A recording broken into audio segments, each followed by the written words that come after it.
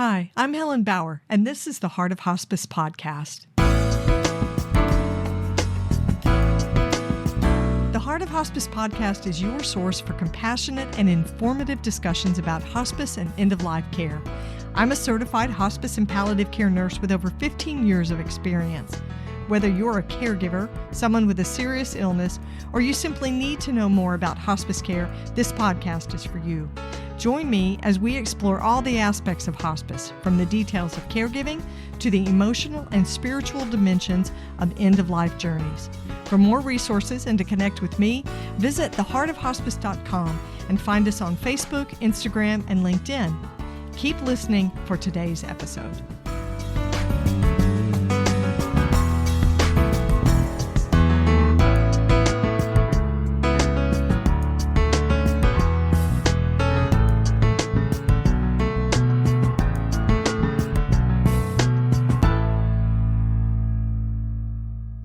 This is the Whole Care Network.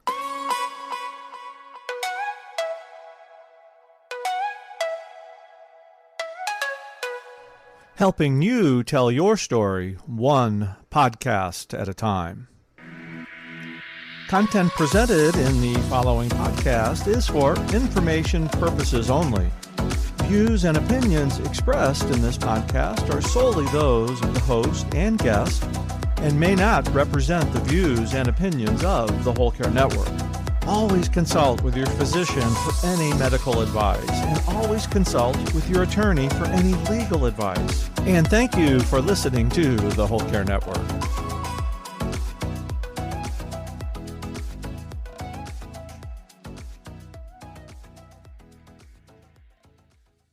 This special episode of the Heart of Hospice podcast is being sponsored by the Death Deck, featuring the End of Life Deck. The End of Life Deck is used by many healthcare providers as a casual way to help start conversations about end-of-life wishes.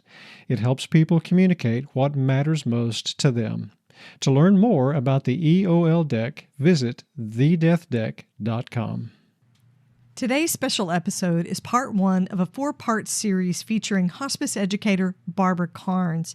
Barbara began her hospice career in the 1970s here in the U.S. She's worked as a staff nurse, a clinical supervisor, and an executive director. Barbara's book, Gone From My Sight, is now an industry standard for explaining the death and dying process. It's sold over 40 million copies and is commonly known as the Little Blue Book. Barbara's the expert that end-of-life workers go to for guidance and leadership. You can find her resources at bkbooks.com. You're going to hear Barbara's story about how she really wanted to be a social worker instead of a nurse, but her mother coaxed her into going into nursing. Barbara shared with me her favorite part of being a nurse at the bedside and the ritual she always had and what she said when she knocked on the door to see a patient. Barbara and I also talked about the qualities that are needed to be a great hospice leader. Things like comprehensive knowledge of hospice, ensuring your staff has a great knowledge of hospice, and how to support the staff as well. Barbara and I talked about self-care, not really a concept for those who were working in hospice when she first started out, and how she created a group of like-minded nurses who could debrief with each other and take care of each other. She shared her greatest strengths and weaknesses as a hospice nurse and a leader. If you want to connect with Barbara, read her blog, check out her products. Her website is bkbooks.com. Take time to listen to Barbara's story. I hope it inspires and encourages you.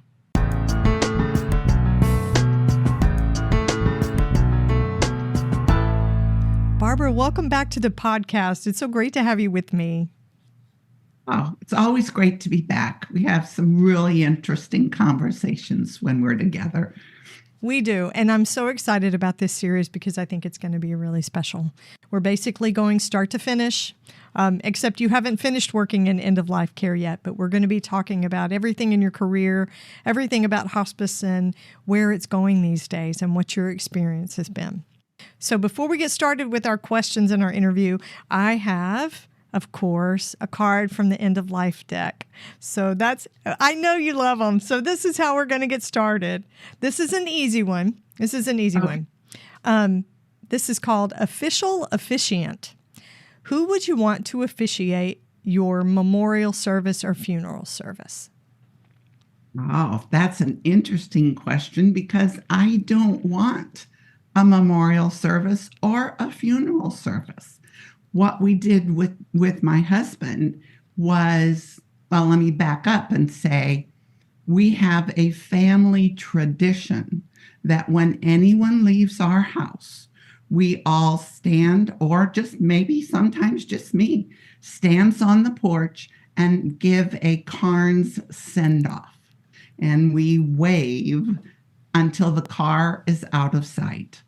We did that when Jack died, and the station wagon that took his body, the whole family stood on the front porch, tears and all, and waved and gave him a Karnes send-off. I want a Karnes send-off. Is it too early in the interview to cry a little bit? You know our philosophy on the Heart of Hospice podcast, that if anybody cries, whether it's the guest or the host, then it was a good interview. I love that, Barbara. That's so sweet. So that'll be your official send-off, is the Karnes goodbye. It will be. Now, all of that really depends upon, in my mind, my perfect dying is that I'm at home and that the family, sister, all the grandkids are here. And just like we supported Jack and we were all here, I'm hoping that that's how my end of life will be. And if it's not, then they're going to have to figure out what to do, because this is my plan. I like that. You can't plan for every contingency. You can't. No. But I can say, here's my ideal. Here's what I want. Now, you guys make it happen. I like that. Yeah. Here's your instruction. Do your best. Perfect. Yes. Okay, so let's dive in to your career, your work as an end-of-life worker, a hospice nurse. And really, you're probably going to deny this, but a very beloved icon when it comes to end-of-life care and end-of-life resources. You are the author of Gone From My Sight, what we call the Little Blue Book. It's even got its own nickname, and it's sold an crazy number of copies all over the world. It's amazing, and we are so grateful for the leadership that you've shown in all these years of your time working in hospice. So let's go back to the beginning, when you first got started. You were working in home health and hospice. You've got experience on both sides. What made you choose to work exclusively in end-of-life care? Well, I started out when hospice, well, it was in the 80s. There was no Medicare. There was no nothing. And all of us there were really there because our heart led us there. It wasn't a job. It was an avocation. And because there was no reimbursement sources at that time, it was simply memorials and donations. I got our hospice home health certified. This is before anyone even talked about hospice certification. And it was, as long as I followed home health rules in documentation, then that was a reimbursement source. When hospice Medicare came into the picture, then I got the hospice certified. My focus has always been on end of life, has always been in hospice. I have utilized home health as a reimbursement source in the beginning. And then when I left the first hospice and went to a hospital-based agency, they were a home health care agency, and they hired me to get them Medicare hospice certification. And so I was managing both, but always my heart has been in end of life. So how many years, Barbara, do you have in? I started in 1981. So that's 40 some years. Wow. That's amazing. That's amazing. I was in my 30s, late 30s. And no, that would make me 40. Okay, I started when I was 40. Wow. If my numbers are right, I think so. Anyway, it has always, I should have never been a nurse. I should have been a social worker. My mother wanted me to be a nurse. And in the 50s, for a woman, your choice was you could be a teacher, a nurse, or a secretary. That was really your choices. And so she pushed nurse, and okay, I'll do that. Should have never been. It was a challenge to get through those 3 years. And so I never worked as a nurse because I was just glad to be out of it. Didn't like it at all. In my 30s, I started exploring life. What does it mean? What are we on this planet for? What is everything? I'm exploring everything. Read every self-help book you could find. And in that course of self-discovery, I thought, end of life, dying. This is something I can do. This is something I want to do. I have a belief system that supports me working in end of life, where most people are really afraid of death and of dying. I didn't have that fear. I thought, I can work in this. And so that's where I headed out and did. So you were in administrative and leadership roles fairly early on in your career in working with hospice. Did you do much patient care? 5 years. I did 5 years of patient care.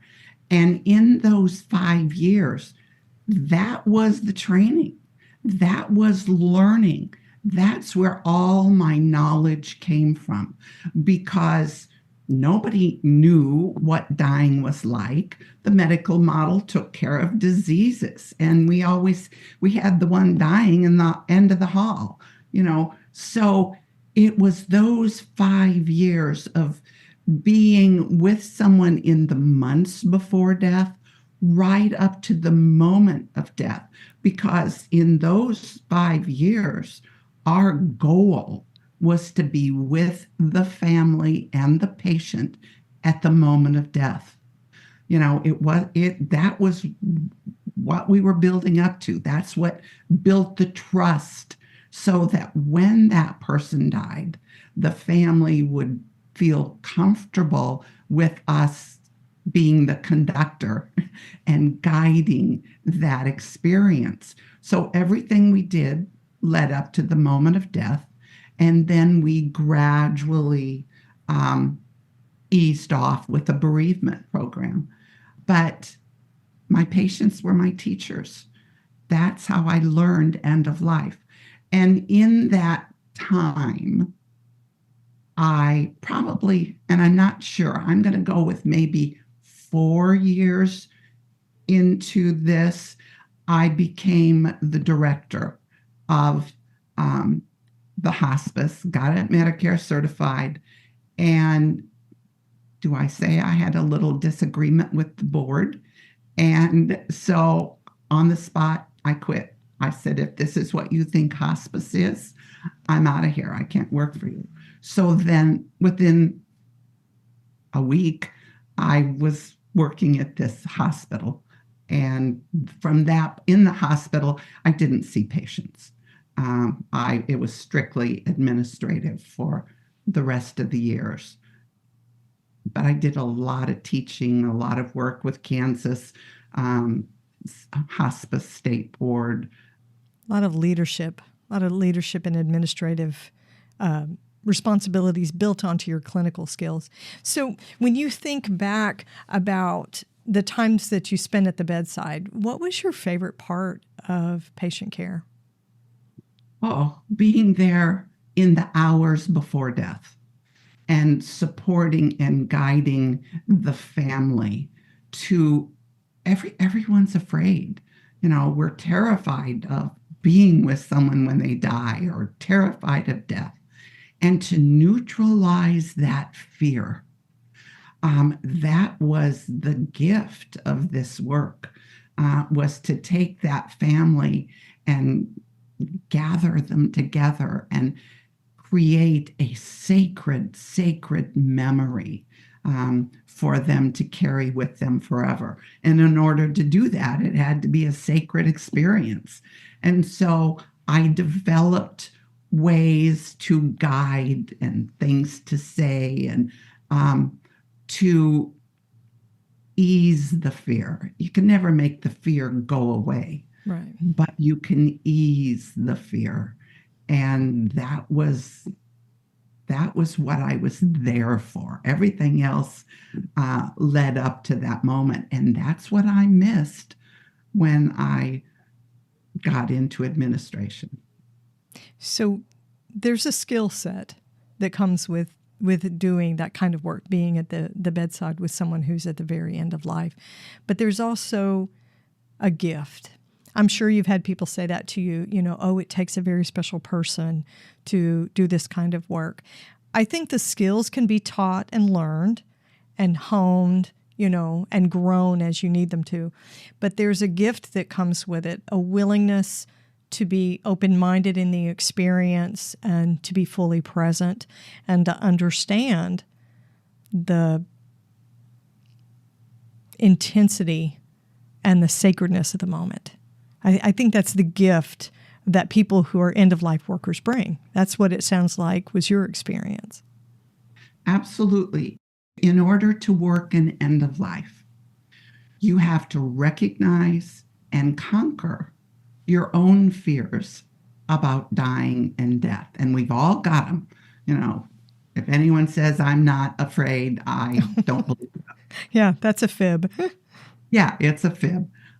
So in order to do this work, we have to first know ourselves, because that's what we're bringing to the bedside. That's what we're bringing to the patients. And so we have to know where we stand, so that we can then support and guide others. And that doesn't always happen. And that's kind of a hurdle in working with end of life, is that the professionals have to know who they are and what they're bringing in order to be supportive. Absolutely. All right. I love hearing you say, Barbara, that every end-of-life worker has fear. I think sometimes we feel like we have to be absolutely perfect with this completely calm demeanor, and we do want to bring that to the care of our patients. But inside, we do doubt, and we question what we're doing, and we always want to do the best for our patients and their families, their caregivers. I think that's such an important part to recognize in us, our own humanity, as we're going about doing this work.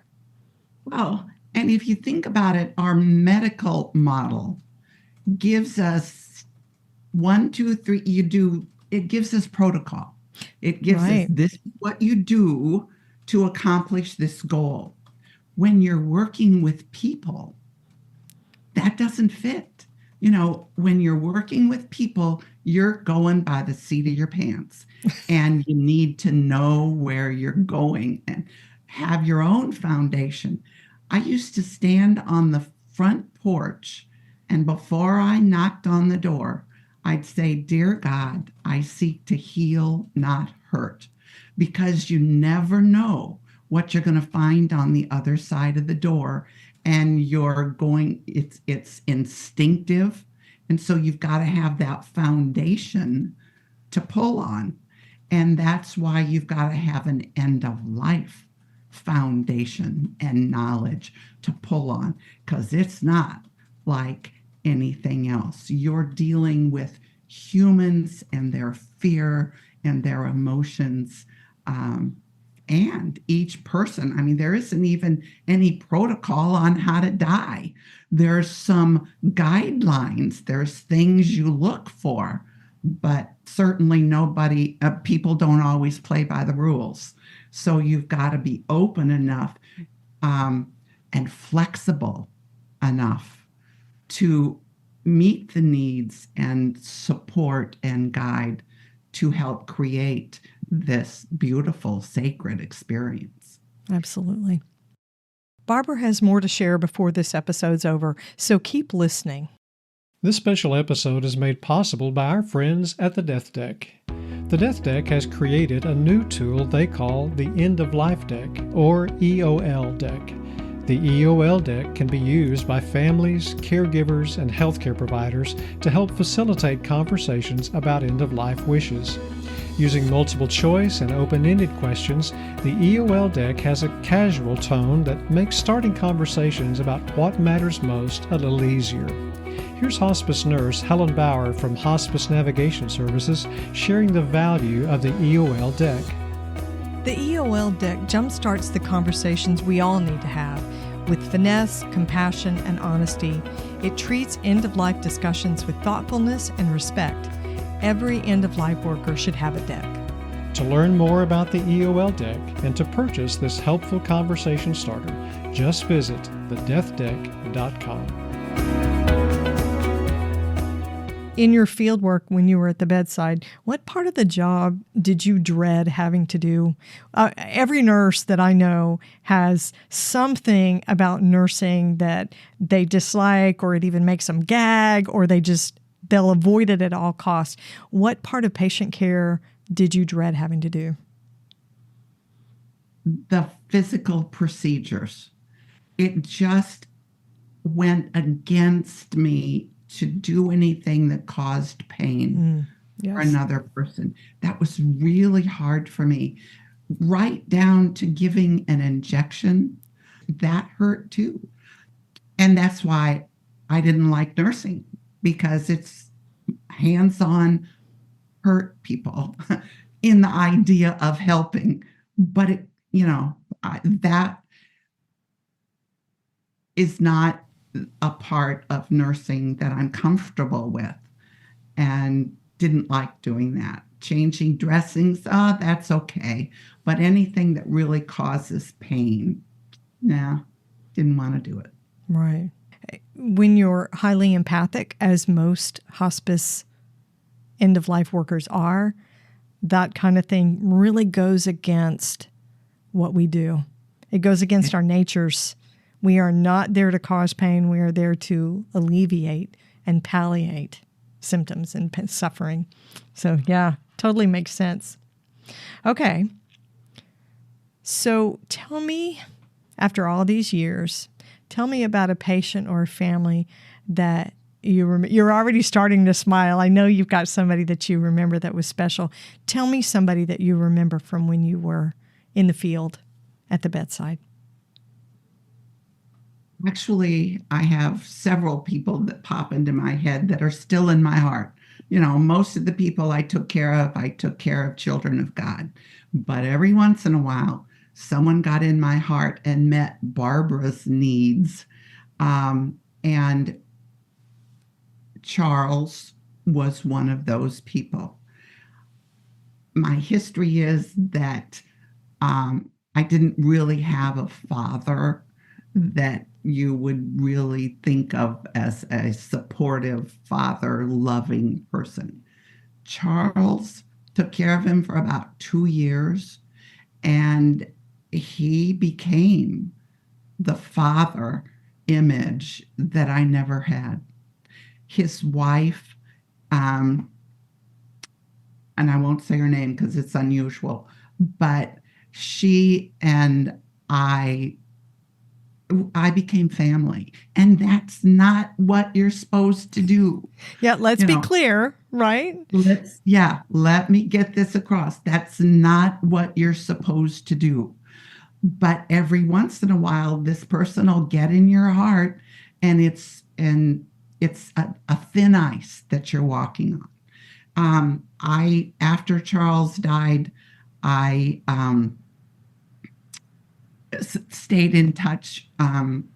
His wife moved to be with their son, and we corresponded, got a Christmas card every year. And the year I didn't get a Christmas card, I knew she was also gone and had gone to join Charles. But he is one of several that I still carry with me. But I don't advise it. Yeah, you have to be careful with it, right? There have to be some boundaries that protect our patients and our families and protect us as well. But I agree. I have those stories too, people that I can still tell you exactly where they live.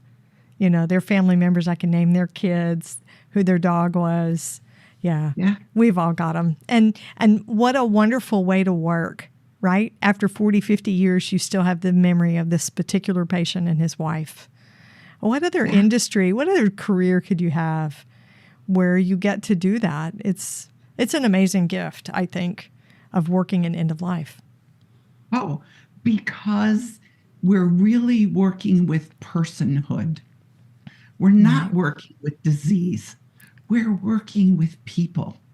And not just one person, but the patient and the family. All of them are under our wing, so to speak. And the personhood is what it's about. End of life, working with that. And that's an incredible gift. It is. We work within a system, right? We have the algorithms and the processes and the procedures, but we're working with people.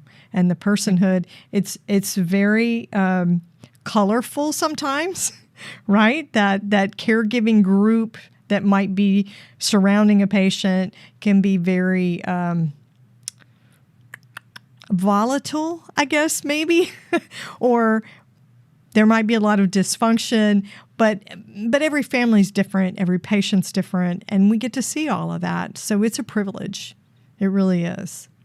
Okay, so let's talk about leadership, because you spent a lot of time in leadership roles, teaching, educating, leading, and you still do that in the work that you're doing today with your writing and your blogging and your resources at BK Books.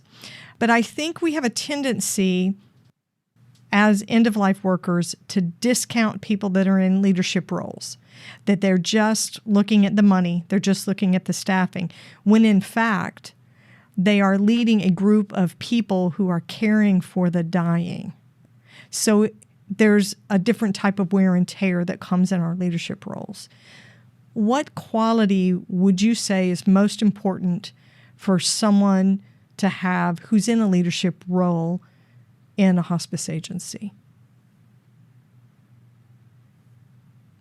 First off, I think they need a comprehensive knowledge of end of life.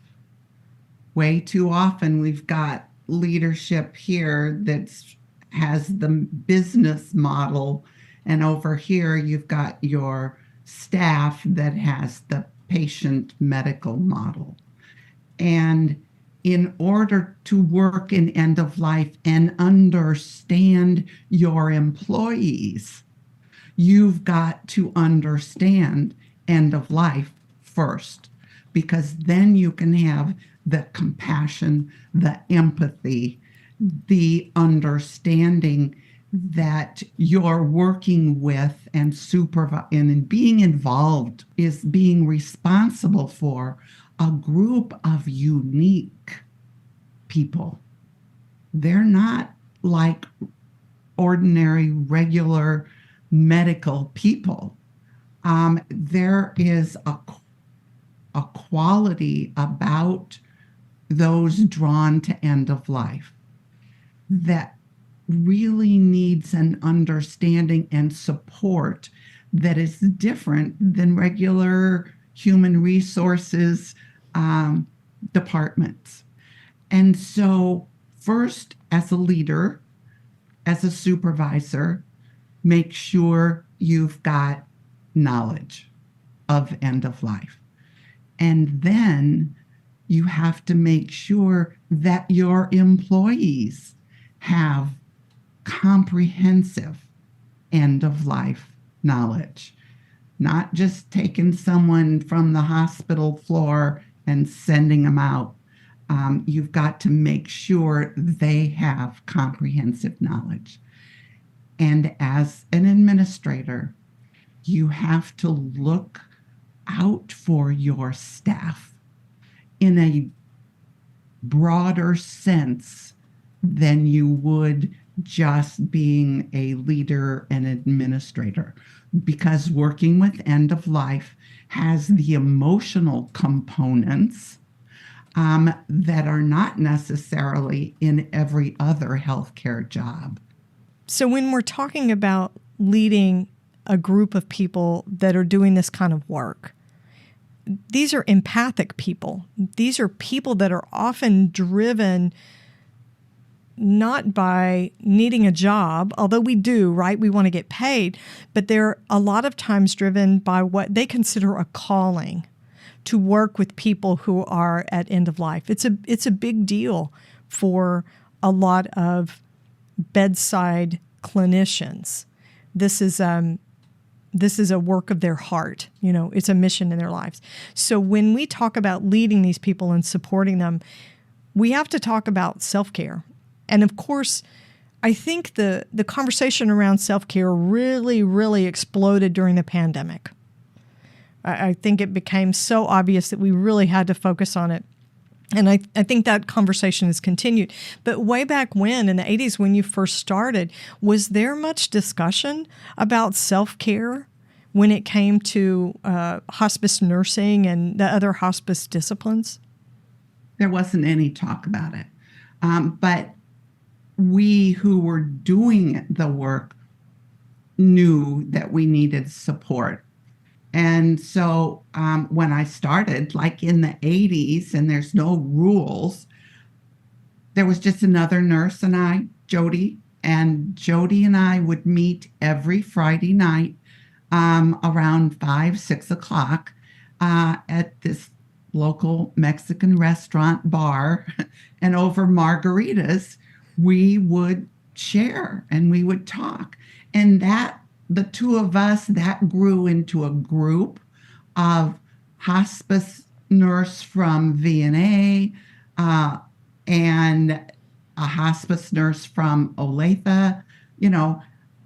We would meet and download and talk because you couldn't tell your stories to anyone else. I started, and you may have heard this story, I'd come home and I'd tell Jack, this happened today and that happened. And he finally said, very shortly after I started, Barbara, you can't tell me this stuff. I can't handle it. Yeah. And so you can't bring it home. You've got to find someone that will understand what you're experiencing and what you're feeling. And if you carry it all inside and don't get it out, then you're going to be selling dresses in a few years because you're not going to be able to stay in end-of-life work. And just touching on leadership, the leaderships have to know that this kind of support is important and make it a part of their agency. And, there are ways to support your staff so that they can continue doing the work, because it's absolutely a necessity to support your staff in end of life work, or you won't have a staff. Right. It has to be intentional, has to be ongoing, and it has to be proactive. Yes. Yeah. We have learned this. You can't wait until there's a crisis and then try to figure it out. And also, you can't expect, because a lot of agencies will say, well, they if I've got an employee with a problem, they can come talk to me, or they can talk to the chaplain or the social worker. The thing is, we're not going to do that because we view our inability to deal with what we're emotionally dealing with as a weakness. And so I'm not going to show my supervisor or my other clinicians that I'm having trouble. And so I'm going to hold that all inside, and I won't be working here very long. So what as an agency needs to do, I think, and this is purely Barbara, is create a buddy system within the agency where you've got one person, one other nurse, one other social worker that is your peer that you can call and say, oh my God, you wouldn't believe what just happened, and download. Yeah. Because once you get it out, then you're not carrying it. Yeah. So you and your colleagues at that point, Jody and the other people who ended up joining with you, you sort of instinctively began doing self-care over a meal and also in community with them, which can all be part of self-care.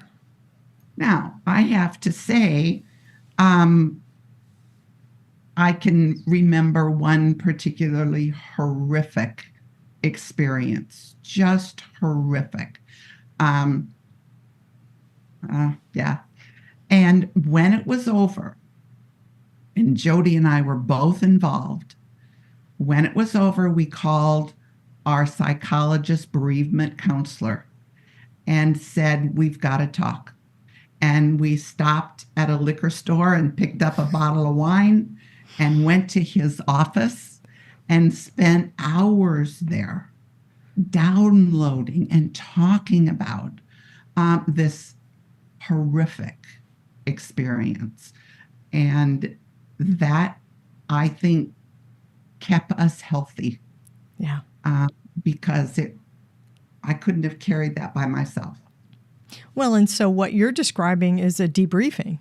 Oh, after a crisis event. Absolutely. Which is because we have groups and protocols and processes and methods, models to do those groups, and we know when to have them.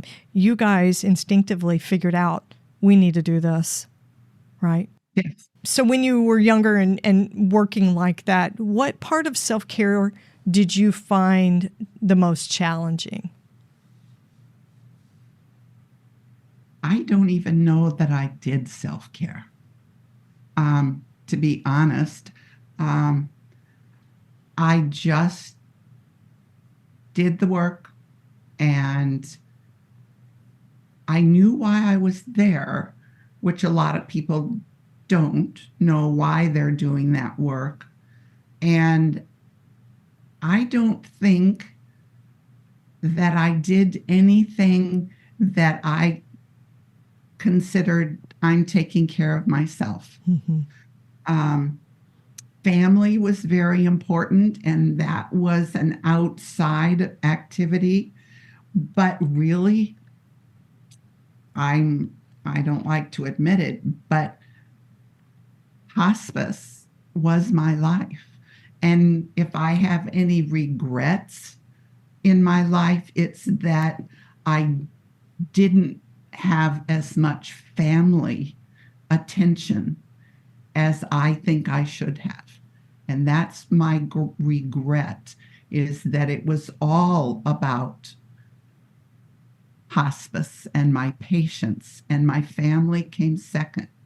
And maybe that's why today family is so important to me, because I neglected it. I really did. They kind of, Jackie basically raised herself. And, that's my regret. Yeah, I think a lot of hospice clinicians, a lot of end-of-life workers would say the same, even in this day. So what would you say was your greatest strength as a hospice clinician? I think, okay, my dedication, that it was what my life was about. And I think my belief system that dying is natural and everybody's going to do it. And therefore, let's make this a sacred experience. I think that was one of the tools that I brought that was comforting to everyone, not just those people that I worked with and not just the families. That would lead to people skills, and maybe people skills was my biggest asset. Yeah, the soft skills, as so called. Where do you think you needed improvement? Where did you need to grow? I needed to, I think, probably in hindsight, to be less consumed with the work I was doing. And yet, if I hadn't been that all-encompassing, I wouldn't have been able to bring to the field the knowledge that I have. It was that dedication, that absolutely being consumed with my patient's family and end-of-life hospice work. That's why I can do what I do today. And that's how I learned. Yeah. Well, my last question was going to be, if you weren't a nurse, what other discipline on the end-of-life team would you be? But I think you've already answered that question. Would you be a hospice social worker if you weren't a nurse? I would have been if I had social work skills. However, if I had been a hospice social worker, I would not have the knowledge that I do today. I would not have the knowledge to say to social workers today, there's no reason for you not to be that person, that conductor, that support person at the moment of death. There's no reason why a chaplain can't be that person. It doesn't have to be a nurse to be there at the moment of death. You just need someone who understands the process and knows what to do. I mean, your Stevens Ministries, you can train them. You can train your, what do they call it? Transition volunteers. And that doesn't sound right, but there's 11th hour volunteers. Thank you. Yes. That's it. Yes. It's all about training so that someone's there. Right. You just don't want the families to be alone in the hours before death. Right. Barbara, this is the first in our series. We're going to have 3 more discussions, and I'm so honored that you're sharing all of this with me. It's amazing. How can my listeners connect with you, read your blog, check out your social media? How can they find your products? Go to bkbooks.com, and that's the website. Barbara at bkbooks.com is my email. And I don't talk on the phone, but I answer my emails. So if I can be supportive or offer guidance, send me an email. And look at my materials. They're your tools to give to the family, to support them and create that knowledge for them to have a sacred experience. Awesome. Thank you so much, Barbara. As always, you're perfect. Thank you. Oh, thank you. Thanks for listening to the Heart of Hospice podcast. Check out our sponsor in the show notes, and please leave a rating and review on Apple Podcasts. We would appreciate it if you would share this episode with your friends and family and anyone who needs to know more about hospice. Connect with us on Facebook, Instagram, and LinkedIn. And remember, no matter who you are or where you are in your hospice journey, you are the heart of hospice.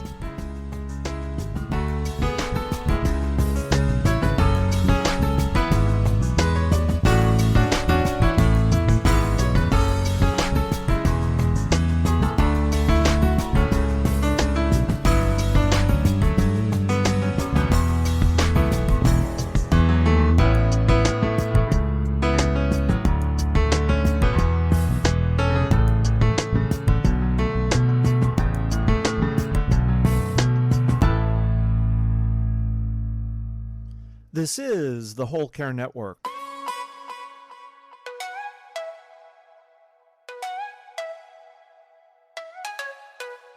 Helping you tell your story one podcast at a time.